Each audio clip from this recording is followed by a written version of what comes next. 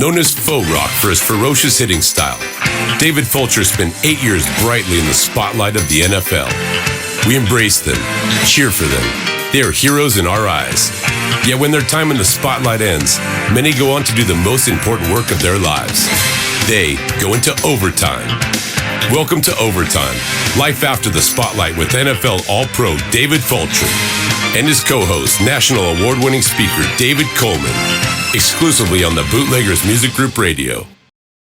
Dan, you're looking good. There he is. The camera works wonders. Fulch, what's up, bud? How are you? Hey, my friend. How are you, my buddy? Man, I'm doing well. It's fantastic to see you. Appreciate you, bud. Hey, Dan, before we get started, man, I just wanted to say to this guy, thank you for coming on to the show, dude. And it's been a long time, man. It's been a minute since I've seen you. I see you on TV all the time, but yeah, I remember our Walter Camp days, man. Yeah, no, I'm glad to be on. Sorry for the schedule is chaos and trying to find time and whatnot, but it's good to see you. I know it's been a while, but I've seen some stuff on social media of you and the family that are doing well, so it's amazing. Well, that's the one thing that I like about this show, man, is I get to reminisce with guys that I've been around and maybe talked to, been around and done some things. And, you know, I watch you and the family, man. The kids are getting big. They're not little anymore. They are getting crazy, man. But you know what, Dan? Thank you for coming on our show, man. And my co-host David Coleman.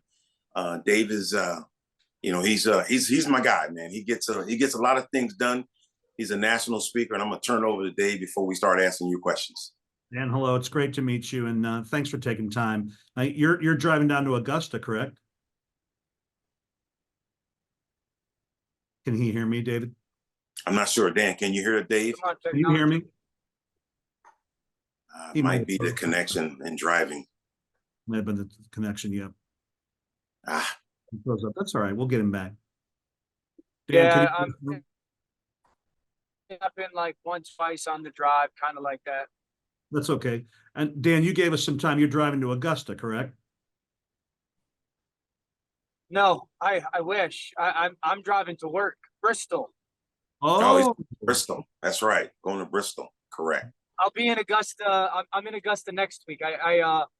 The Masters Augusta have always been like a bucket list item of mine. I've begged my agency, you know, because a lot of my agency is attached to ESPN in many ways. ESPN has Thursday, Friday, and I've begged them for years, like, guys, I gotta go, please. I'll sleep on the ground and don't care where. And so I finally get to go next week for 2 nights. That's great. And being a UConn amazing quarterback, I've read all the accolades from you being in college. I'm sure you're paying attention to the basketball tournament just a little. Yeah. Oh yeah. You know, I obviously I've repped UConn hard, and I know Danny. I gave me the opportunity to speak to the team when he first got to UConn, and we've obviously followed them intensely. And my daughter's 8, and she's a diehard sports girl, and she, while loves soccer, she's really gotten into basketball. We took her to a game this year. Gino was great to her, so she's obsessed with watching the UConn girls as well. So we are locked in. Wow, I'll tell you this here, though, man. I was watching the game yesterday, UConn and SC, and I thought that Juju was going to bring them Trojans. Juju can play, man. She was out there taking care of business. I had never seen her play. You know, that was the first time because West Coast, and I was talking to some of the girls at work yesterday, and they're like, she's really good. In the first 2 or 3 minutes of the game, I was like, oh, yeah, she is everything that they had said. She's very impressive. But UConn's got Paige. Yeah, UConn's got some players, man. They got some skills. They got some size. And, you know, I think I remember at the beginning of the year, I thought Rebecca Lobo said, hey, don't be shocked if you see UConn for that championship. Yeah, they're a tough team, man. They have no business being there, but they're a tough, mentally tough team. Dan, I saw last night you posted, I think it was on X, formerly Twitter. You just simply put Caitlin Clark is Wayne Gretzky. Did I not see that? You want to talk about that for a second? Well, yeah. I mean, some people took it out of context. Shockingly, social media. The reason I'm saying that is she's the #1 scorer in the history of the tournament, and obviously the sport, and 3rd in assists. That's not normal, like the only person that is up at the top of both those lists is Gretzky. I think LeBron is probably top 5 or so in both of them. But Jordan's not up there and whatnot. So it was just that correlation of, I don't know if folks truly understand how almost like impossible it is to be that, to lead in scoring and also be basically leading in assists at third. So it was just that, that appreciation. Like, she is in many ways like one of a kind. I grew up in the Diana Taurasi era of UConn. She was the best basketball player I ever saw. And I love Paige. Caitlin's a show, man, and she's spectacular. So Dan, I want to go back a little bit, man. I'm going to go back to when you your last NFL game, and from that day, the day that football was over, man, and our show is Overtime, Life After the Spotlight. At that last game, that last time you threw a football, man, can you tell me what you felt the next morning? Because when I woke up the next morning after playing football, I woke up at 6 o'clock and I was ready to go into the office, and I had no office to go into. Can you tell me your little story about that? Yeah, so like the last time I threw a ball was game 4 of the preseason in 2017. That fall, I was with the Rams. What happened was in the springtime, Sean McVay called and said, "Hey, man, we got this young player, Jared Goff. He's really talented. He's got to learn football, though. I need you to come. You're going to be like a coach. You're going to be our third quarterback. You're not going to take any reps in practice. You're never going to play in the preseason. You'll be the third quarterback. You're basically going to coach." Okay, Sean, great. I go 3 weeks in training camp without taking a rep. Like, I'm literally a coach in pads. Get to the last preseason game. Sean's like, "Hey, you're going to play." I'm like, "Sean, I have like this isn't what we talked about. It is what it is. I don't play well, whatever. I kind of play okay." The next day, Sean brings me into his office and like, we're gonna go a different way, third quarterback. Initially, I get my feelings are hurt. Sean was great about it. Never sugarcoated anything to me. He was tremendous, and we talked for an hour and a half about Jared, the team, and whatnot. And I remember calling my wife and being like, "I'm coming home." I was out in LA. She was back in Philadelphia, and she was like, "What do you mean?" I was like, "I'm coming home. I'm done." And David, I would say that moment, unbelievable peace, because I had gotten everything I could out of myself. Within a short period of time, like a day or two, there was a real amount of shame, because I felt like that emptiness of, all right, what do I go do? I had, since I was 12, 13 years old, it was, I knew exactly what days I was going to do what, and what time of the year I was preparing to do whatever. And with that unknown, that giant question mark, it was a little bit of shame of like, oh man, I don't necessarily know what to do. And then, within a week of being home, it became quickly apparent to me of, you've got to figure something out. You lied to yourself telling you could play football, and then when football is done, do nothing and just hang out and be a dad and go. Like, you lied to yourself, Dan. And so it was within a week of being like, all right, I got to go on a new journey. Yep. Dan, you're a really interesting guy and an interesting guest, because for the most part, when we have a guest, they spent this amazing time in the spotlight, and then okay, what are they going to do? How are they going to keep contributing to society? Arguably, you're one of the more popular personalities at ESPN right now. I was telling David what I love about what you do is you strategize and then you talk from experience. So arguably, you're more in the spotlight now than you might have been back as a player. How does that feel? Yeah, I would say it's not even close. It's, sometimes I get it and sometimes I don't, or I comprehend it. When I was a player, I was mainly a backup. I would get recognized 5 times a year, and 5 of them would be in my hometown. It just wasn't a thing. And I'll never forget, I started at ESPN in 2018. In the spring of 2020, I was at Disney World and standing in line in Animal Kingdom. And like 3 people came up to me within a matter of 10 minutes. And I looked at my wife and I was like, this is odd. And everyone's like, "Oh, you're that guy from ESPN. You're that guy from ESPN. You're that guy from ESPN." And ever since then, it's just gained traction more and more. And just to be candid, it's unique going out in public now. It is. I get, people come up to me all the time. When I say all the time, I mean all the time. Everybody, every single person is unbelievably kind. They're very nice. They want to do is be like, "Oh, what's up, man?" They say very nice stuff. We take a picture, and I really try to focus on giving them my time. I'm very appreciative of it. And then I sometimes will be with friends. Like we were just at the Big East tournament with a bunch of our friends in Madison Square Garden, and it was nonstop people.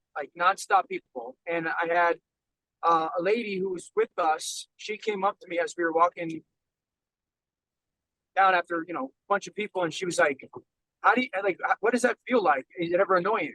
And I said, I'm lying to you if I tell you that at times it's not annoying. Of course it is. But I'm also very aware that what the opposite of it is.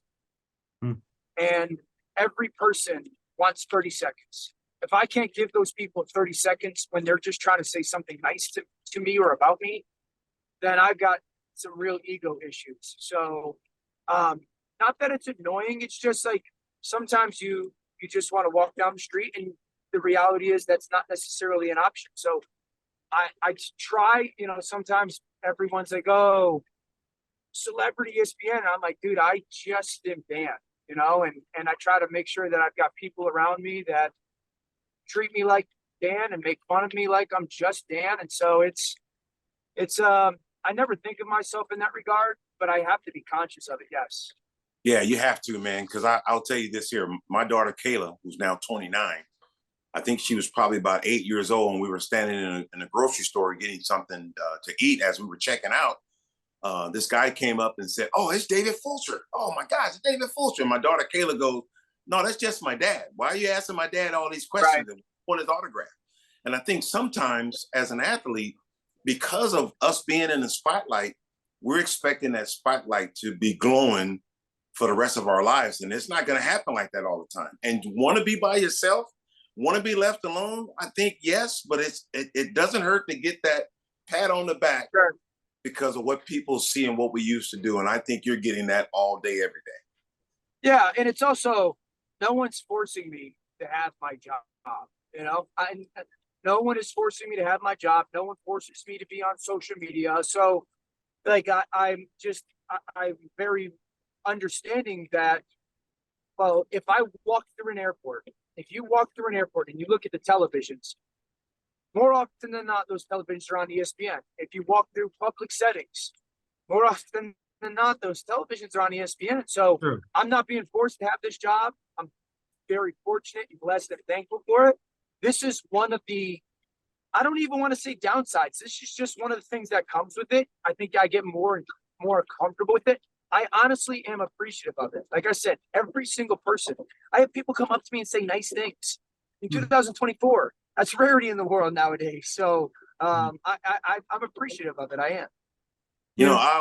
I'm sorry, Dave. I also say that when you look at what you do is not a job, it's something that you love to do.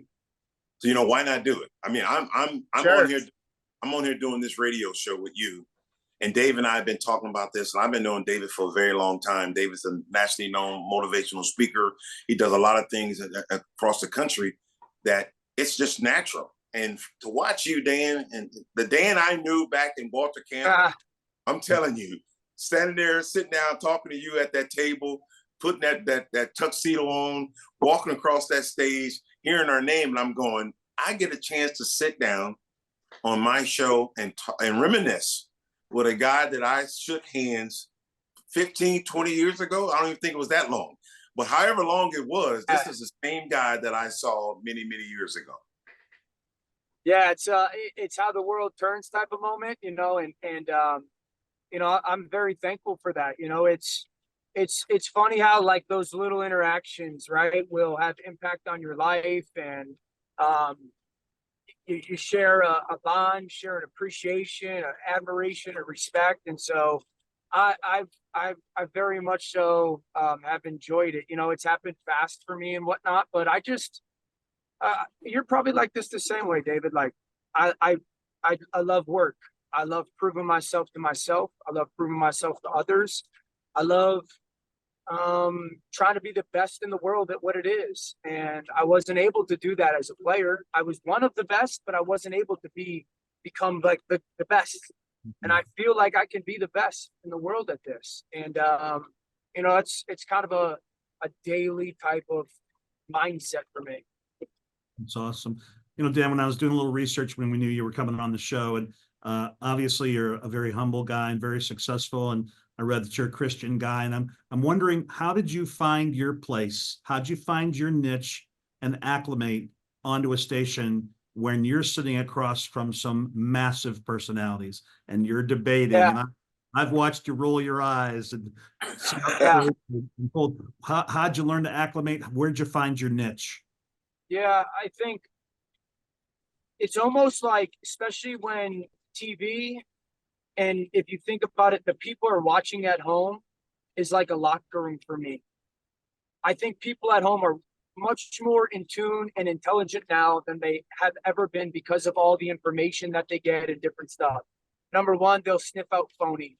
So like for me, and that was the locker room too. The locker room, David could tell you, they sniff out phony like this. You got to be yourself. And so I was, very, content with, I just go be yourself, man, and have fun with it. I think the locker room uniquely prepared me for TV because when you go into a locker room, you have this variance of humans. You get into an NFL locker room and there's 21-year-olds who have all the money in the world and all the popularity in the world, and they're single and they're out doing the nightlife thing.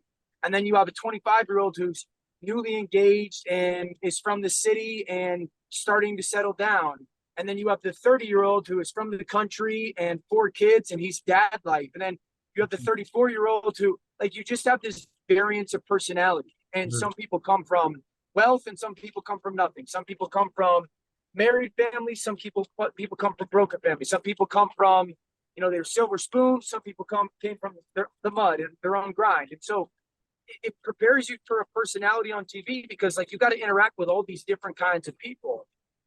At the end of the day, you have to respect them, but you can't back down from them.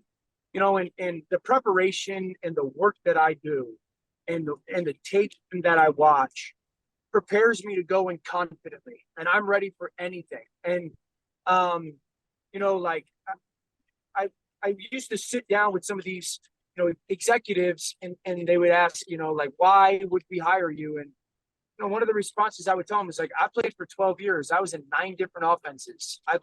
No one knows NFL football, at least in this world, like this, like I do. And I can talk about it. And, when you're a backup quarterback, David knows this.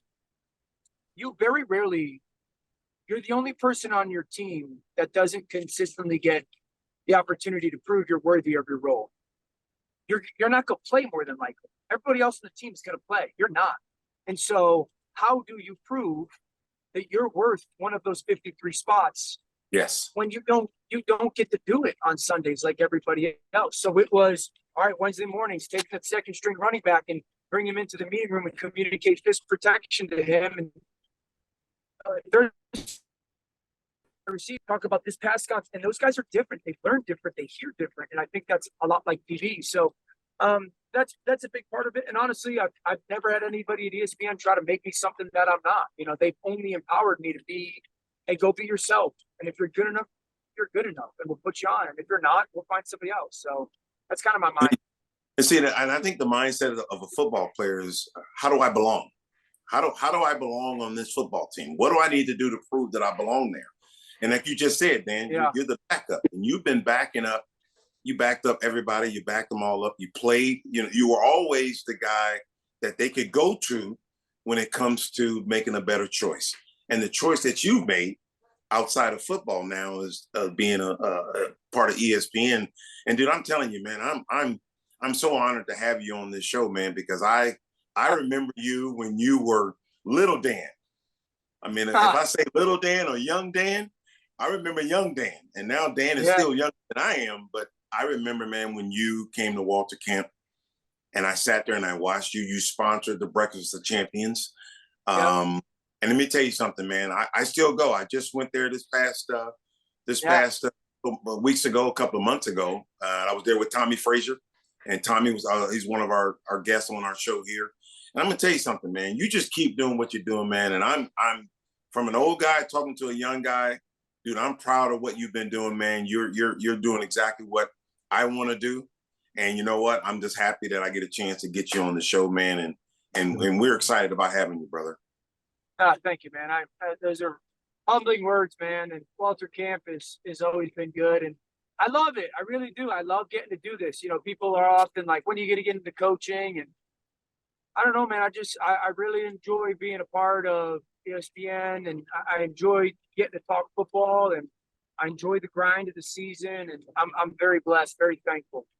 That's awesome. Maybe last question. We know you gave us limited time today on your drive. You're so gracious. What's your future hold as you look forward? You look to the future. Anything just pop right out? Yeah, you know, that's often a question that you'll get asked by all kinds of folks. You know, people sometimes in the media, executives that you sit down with. And I used to always say, and I still believe this, it's a little bit of a moving target. You know, like what the future holds is a little bit of a moving target because I'm often asked the question, what do you like more, the studio or the games? My answer is yes. Both of them. I love them. There's not much better in my world than getting to call an NFL game that matters, that is good. There's not much better than calling a college game in a great college environment that matters and that is good. So I love calling games. I love talking about live football when it's happening because that's when you have the opportunity to really shine. I think that's the opportunity where preparation shows up.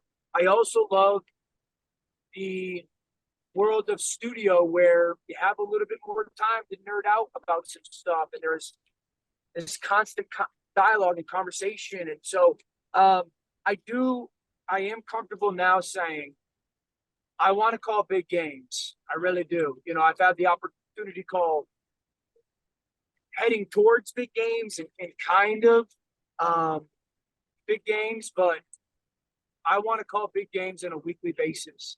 I love being at ESPN, but I feel like right now that's and I want to be part of big studio shows. So, you know, I work 7 days a week during football season, and everyone's like, "That's not sustainable." I'll decide that. You know, I don't know if that's necessarily the truth for me or whatnot. So, I think being a part of really important stuff at whatever network I'm at, both now and the future, is kind of what's next. And I think your exuberance and vitality will lead you right there. And you know, from a fan as well as an interviewer today, you should know that those of us who watch on there appreciate your energy and your honesty and your attitude, your no back down mentality, and you don't take shots. You come back with, here, I used to play, here's what you might be missing. And I appreciate that. I appreciate when you come back with not only a strategy, but you come back with experience, and it shows, it separates you from your peers. Thank you for that. Thank you. Well, brother, once again, man, tell the wife and the kids I said hi. Judy told me to tell you hi. Same here, bud. She missed hanging out with you guys, man. Maybe someday, man, when we're in the Connecticut area, man, we'll try to get together, brother. Thank you again, man. Hey, man, I appreciate you guys. Great to see you. See you, brother. Thank you, sir. Thank you for your time. We appreciate you very much. Wow, man, let me tell you, my guy Dan, he's made pretty cool dude, man. Very amazing just to hear his passion about what he does, Dave. And I think you've heard it from me. They have a passion for playing the game. They have a passion for helping people, just a passion of being passionate about what you do. And Dan said it. He's on ESPN. He wants the big game, but he's not going to forget about ESPN. If ESPN gives him a big game, he's going to do his job. And what I like about Dan is knowledge. Right. Dan brings knowledge to the game. And he said it. The egos might be as big as the head that's in that thing there. But if you let the egos get to you, you can't do your job. That's why I think he's going to be successful. Dan, David, because of our interactions together and the more people I meet because of what we're doing, I've started to learn there's two types of former NFL players and kind of two types of athletes. There are those who think the game was lucky to have them be a participant, and there are those who realize how lucky they were to have a game to be a participant in. Yes. And when I heard his interview, honestly, It was like interviewing you. You two have some very similar humility, work ethic, and I saw a lot of you in him. Well, when Dan and I first met many years ago at Walter Camp, I sat down at the Breakfast of Champions and sat at the table with Dan. And even though we were rewarding these football teams for winning, state championships, Dan and I were sitting there just kind of interviewing each other, conversation back and forth. Hey, Dave, how did you like playing in the NFL, man? How did you like Arizona State? Man, I wish I could have got out of Connecticut and went to a big school, but I stayed in Connecticut because my hometown. Would you have rather played in your hometown in Los Angeles, go to college? Yeah, USC and UCLA, but they didn't think that I was good enough to do it. And then we just started to gel together. And then as we kept talking, just like we just did on this podcast, on our show here, Dan, he's real. Yeah. I think he said it, and I may have said it. It's not, when you like what you do, it's really not a job, even though you go to work to make ends meet for your family. But if you do what you do because you love doing it from the heart, it makes it real easy to do. And I think Dan's having a great time with his job. You know what's neat, David, and then we'll bring this show to a close, is we know our next guest, one of the next people we're going to interview, is your former coach, Dick LeBeau. And I've had the opportunity to spend some time we've been in some charity golf tournaments together and gotten to know him. And it was like a younger version of Dick on that interview just now. There's a humility and a work ethic and an appreciation, but a no-nonsense mentality, and then an appreciation of his fan base. What I loved about Dan Orlovsky just now is the appreciation of who his audience is. They run every gamut of life. And then, sure, there's going to be times it's annoying, but gosh, you got to appreciate where he is today. Again, it's a reverse. Most of our people were in the spotlight. What are they doing since? He was a backup quarterback who is now, boom, one of the top names on ESPN. Different story for us. Yeah, great story, man. I tell you what, I think having Dan on here is going to be, so big for us, because you're hearing it from, you're hearing the trueness in Dan's heart when he talked on here. He wasn't ESPN script, or he wasn't this. He wasn't looking at a teleprompt. He was just basically talking from the heart.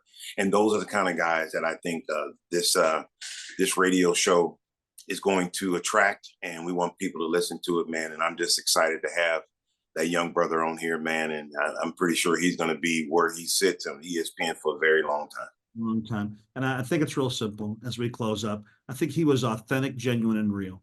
And that's what I believe. That's who you are. It's who I try to be every day. And it's the type of guest that we look forward to have every week. And David, any closing words before we end the show? Well, I'll tell you this, man. I just want people, when they hear this, to hear the true, genuine person that's talking, not the football player, the human being. And having Dan on here and having Tommy Frazier on here, and our next guest, Dick LeBeau, who gave me the opportunity to be who I was playing with the Bengals.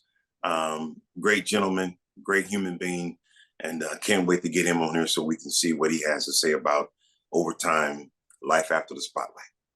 If you enjoyed today's show with Dan Orlovsky, David Fulcher, and myself, David Coleman, please go to the Bootleggers Music Group app, download it, share it with others, tell others about it. We hope to have some amazing guests in the future. Thank you for your time. Once again, I'm David Coleman, co-host with the football legend, David Fulcher. You've been listening to Bootleggers Music Group Radio. We'll see you next time. You've been listening to Overtime with NFL All Pro David Fulcher and co-host, award-winning speaker David Coleman on the Bootleggers Music Group Radio. Be sure to catch all our shows and music by downloading our app at bootleggersmusicgroup.com. All content is published and owned by the Bootleggers Music Group, LLC, and Zasco Publishing, and may not be duplicated without prior written consent. Executive producer, Paul E. Jones.